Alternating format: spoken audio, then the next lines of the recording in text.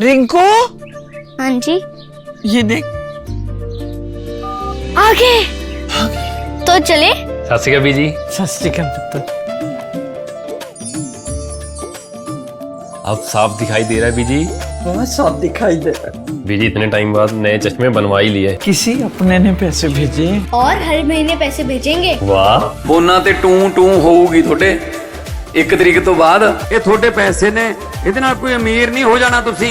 ਮਾਵਾਂ ਭੈਣਾਂ ਨੂੰ ਸਤਿਕਾਰ ਦੇ ਕੇ ਮੈਨੂੰ ਖੁਸ਼ੀ ਮਿਲਦੀ ਹੈ ਇਸ ਗੱਲ ਦੀ। मुख्यमंत्री माँ बेटी सत्कार योजना, आपका अपना भगवंत। दोस्तों, ईरान नहीं रुकेगा, ईरान झुकेगा नहीं, और अब जवाब सिर्फ अल्फाज से नहीं बल्कि मिसाइलों से दिया जा रहा है।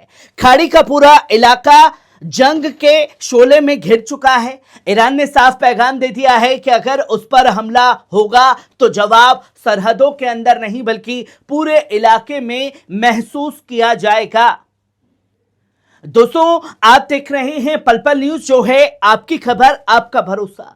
मिडिल ईस्ट में जंग अब पहले से कहीं ज्यादा खतरनाक मोड़ पर पहुंच चुकी है।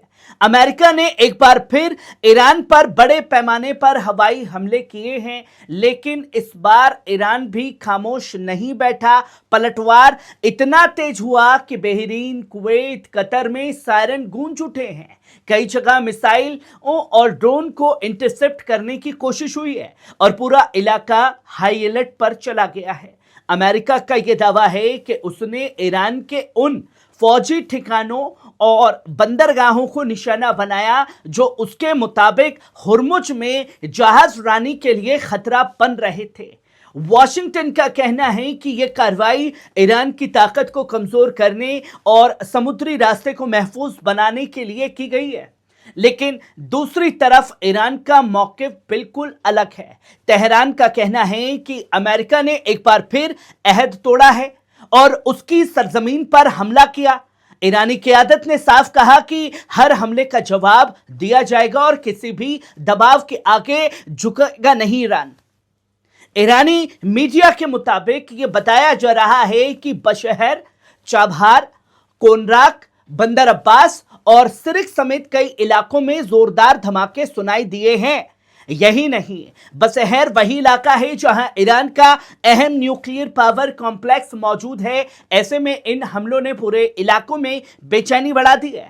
उधर बहरीन में जहां अमेरिकी 5वें बेटे का हेडक्वार्टर मौजूद है, कम से कम कई बार सायरन बजे हैं। मिसाइल और ड्रोन लगातार ईरान के मंडरा रहे हैं। कुवैत की फौज ने भी दावा किया कि उसने आने वाली मिसाइलों और ड्रोन को रोकने के लिए एयर डिफेंस सिस्टम पूरी तरीके से सक्रिय कर दिया है। इधर कतर में भी सुरक्षा इंतजाम सख्त कर दिए गए हैं। अब सबसे बड़ा सवाल यह है, क्या जंग सिर्फ ईरान और अमेरिका के बीच रह गई है या फिर पूरा खाड़ी इलाका इस आग में झोंका जा रहा है? इसी बीच डोनाल्ड ट्रंप ने भी बेहद सख्त लहजे में ईरान को धमकी दी। ट्रंप ने सोशल मीडिया पर ईरान में हुए धमाकों की वीडियो शेयर करते हुए कहा कि अगर जहाजों पर फिर हमला हुआ तो इसका जवाब पहले से कहीं ज्यादा खतरनाक होगा। उन्होंने यहां तक कह दिया कि जरूरत पड़ी तो ईरान के बिजली घरों, पानी साफ करने वाले प्लांट्स और तेल के बड़े ठिकानों को भी निशाना बनाया जा सकता है। यानी अब बयानबाजी सिर्फ ईरान लफ्जों तक सीमित नहीं रही बल्कि खुली फौजी धमकियों में बदल चुकी है।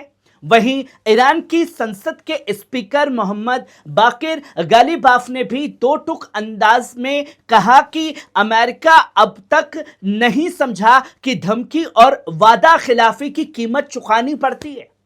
उनका कहना है कि अगर हमला होगा तो जवाब भी मिलेगा। दोस्तों, इस पूरी जंग का सबसे अहम पहलू है हुर्मुज। दुनिया के तेल और गैस का बड़ा हिस्सा इसी रास्ते से गुजरता है। अगर यहां हालत और बिगड़ते हैं तो सिर्फ मिडिल ईस्ट ही नहीं बल्कि पूरी दुनिया की इकोनॉमी पर इसका असर पड़ सकता है।